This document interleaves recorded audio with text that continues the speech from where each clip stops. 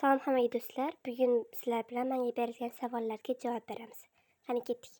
Birinchi savolimiz: qayerda turasiz? Men Farg'onada turaman, Farg'ona shahrida. Ikkinchi savolimiz: ismingiz nima?